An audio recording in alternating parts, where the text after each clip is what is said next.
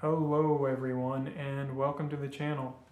My name is Eric Black. I am a Baltimore-based clarinetist, and if you couldn't tell from the title and introduction to this video, today I will be covering how to approach, how to practice, and how to hopefully one day perform the Glissando from Rhapsody in Blue.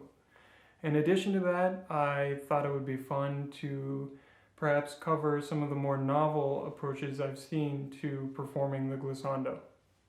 So, really quick, before we get to the glissando itself, I wanted to cover a little bit of the history and performance practice associated with this excerpt. Why don't we start with the beginning? Most performers, myself included, add an F sharp to the end of the opening trill. Now, this does not appear in most editions I've seen. However, when we go back and we listen to the original 1924 recording, we do hear it present.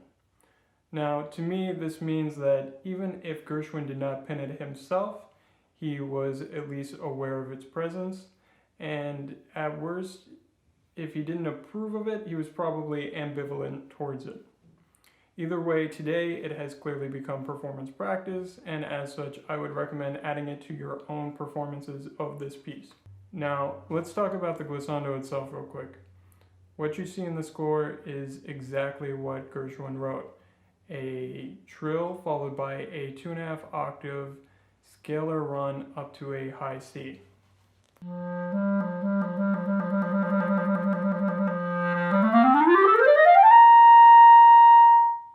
The famous bend came to life when the clarinetist slotted to play the premiere. Ross Gorman decided to have a little bit of fun in rehearsal. Instead of playing that opening run, he changed it into a full-length smear starting from the lower register. Now, some people believe that the smear started from the low G and went all the way up to the high C. However, when we listen to that 1924 original recording again, we hear it start, at least to my ear, a few notes into the run before making its way up to the break, where it kind of jumps around a little bit, and before making its way up to that high C. However, it is clear that it starts much, much earlier than is typical performance practice today.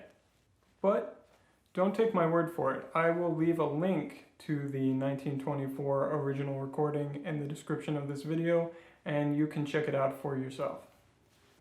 Now, with that out of the way, let's talk about how to tackle the now standard version of the glissando.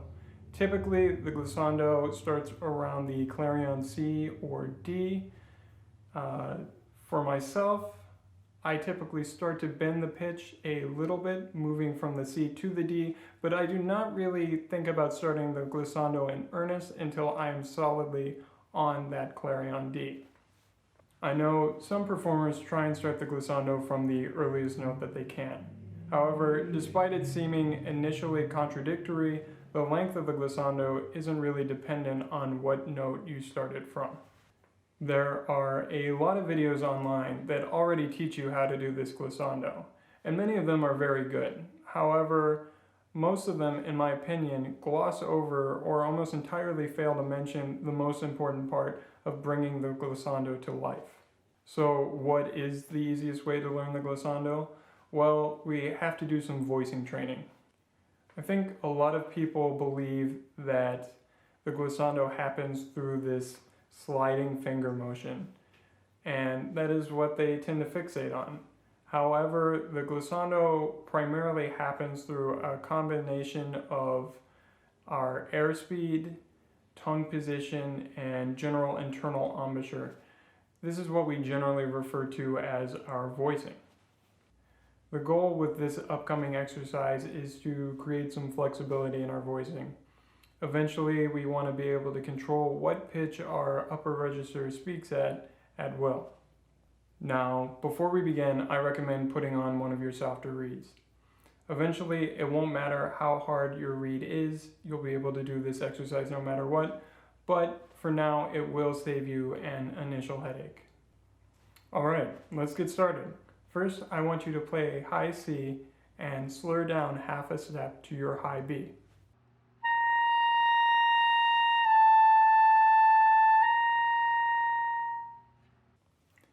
you're going to want to hold that high B and get it really in your ear. Next, you're going to take a deep breath, play that high C one more time, and then using our voicing, we're going to lip the pitch down to that high B without using our fingers at all. We accomplish this by keeping our air very fast and moving our tongue forward in our mouth towards the tip of our reed. If I had to demonstrate it using my hands, this being the mouthpiece reed combo and this being my tongue, I imagine my tongue doing this kind of motion, moving forward towards the tip of the reed while staying very high in my mouth.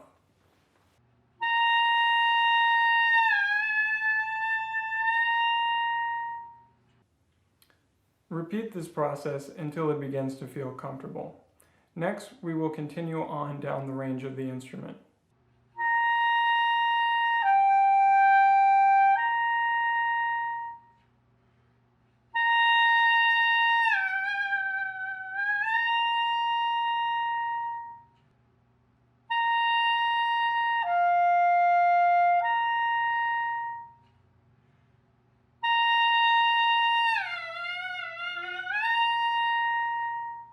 Now, around the clarion G, things begin to become really difficult. As you go lower, remind yourself to focus on the fundamentals of keeping your tongue high and your airspeed fast. You will have to make micro adjustments in your tongue position, airspeed, and internal embouchure as you go lower. Everyone's mouth is different, and the adjustments you might have to make are not the same as the ones I might have to make. This process can be difficult. It may take several practice sessions, if not several weeks, to really start to feel comfortable with it. So be patient with yourself. Our goal is to make it as far down the instrument, just bending the pitch, that we possibly can. On a good day, I can make it down to about the clarion D or even the clarion C sometimes. I think the recording I used for this video makes it down to about the clarion E flat. I would have gone down lower, but my neighbors were not too appreciative of the sounds coming out of my apartment. So a clarion E flat will have to do.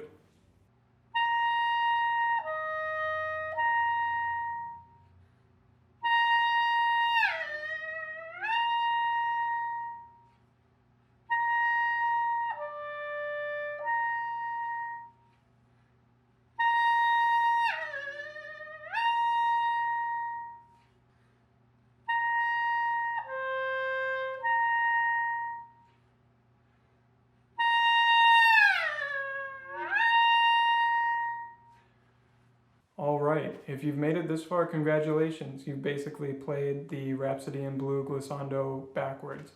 Now, it's relatively easy to convert this experience into playing the glissando itself. Next, you're going to want to start by slowly playing the run leading up to the glissando. When you reach the clarion D, you're going to stop and hold it. Now, this is where your fingers start to play a small role in the production of the glissando. For this next exercise, we are going to start by playing the D and slowly sliding the third finger of our right hand off the tone hole. As you do this, voice downward and try to maintain that clarion D pitch or that concert C pitch.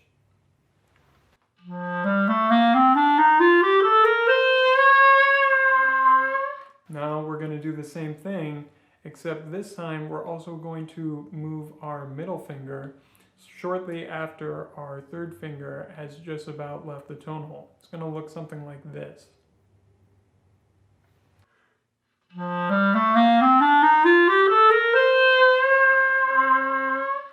At this point, we are going to follow the same pattern and move our first finger shortly after the previous two.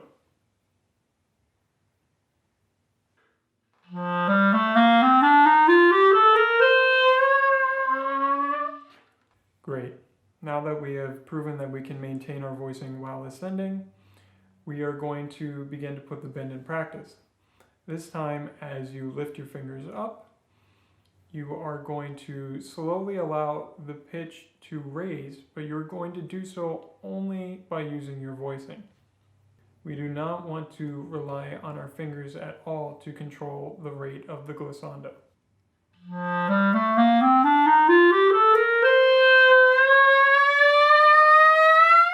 Now that we are nearing the end, I want to speed this up a little bit. Our left hand is going to follow the same pattern shown by our right hand and slowly slide off the keys one at a time. But throughout this whole process, we will be careful to control the rate of ascension by solely relying on our voicing. This may sound complicated, but I try and keep my voice note a whole step behind where my fingers currently are on the instrument.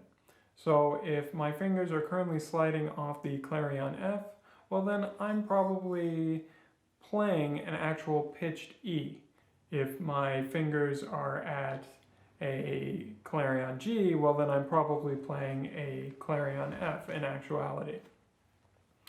What this does is it completely smooths out the glissando. You never have to worry about your fingers causing any unwanted bumps or breaks in the glissando because you are controlling it entirely with your voicing.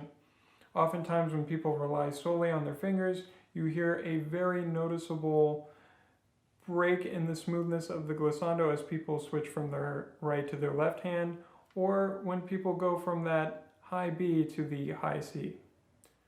That being said, the hardest part of this is still the transition from the right to the left hand.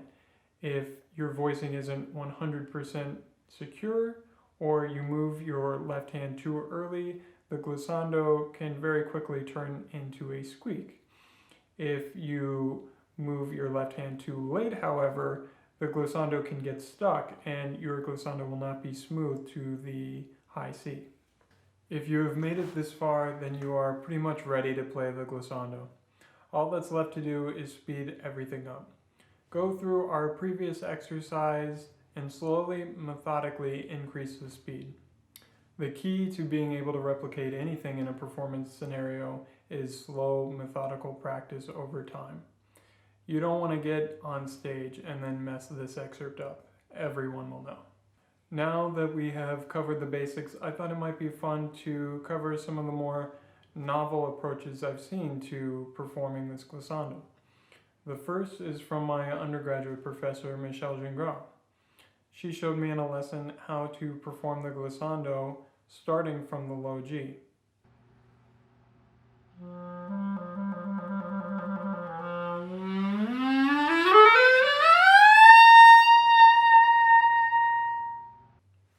It is more difficult and we have less control over the pitch, but by staying to the fundamentals of our glissando technique in the clarion register, we can get a very similar effect in the low register. From low G to throat G, I'd say we get a pretty convincing glissando. The problem occurs as we go from the throat G to the throat A to the clarion B. As you heard in my recording, it's not quite as smooth as the rest of the glissando. We can compensate for this a little bit by really squeezing the backs of our throats, but again, it's not a perfect solution. When we get to the clarion B, it is relatively smooth sailing. We are just applying the principles of our regular glissando. We just have to lip down a little bit more since we are starting it from the clarion B instead of the clarion C or D. The second, more unique method I learned from my graduate professor at the Peabody Conservatory, Eugene Mundy. He does a standard length glissando, however, he does not utilize the register key at all until he has reached the high C. That's right, he does the entirety of the glissando relying on his ability to voice the overtones of the lower register. What I like about this method is that you get an extra little tonal focus or pop as you engage the register key on that high C. It kind of brings everything into focus.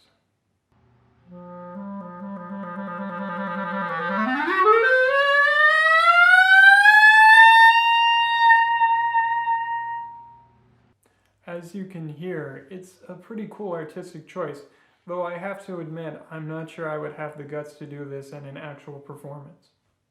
Well, hopefully by now you have a pretty good idea of how to tackle this famous excerpt. If you enjoyed this video, please feel free to like it, and if you would like to see more content like this, please subscribe to the channel. If you have any general comments or suggestions for future content, please leave me a comment below. Until next time, keep practicing.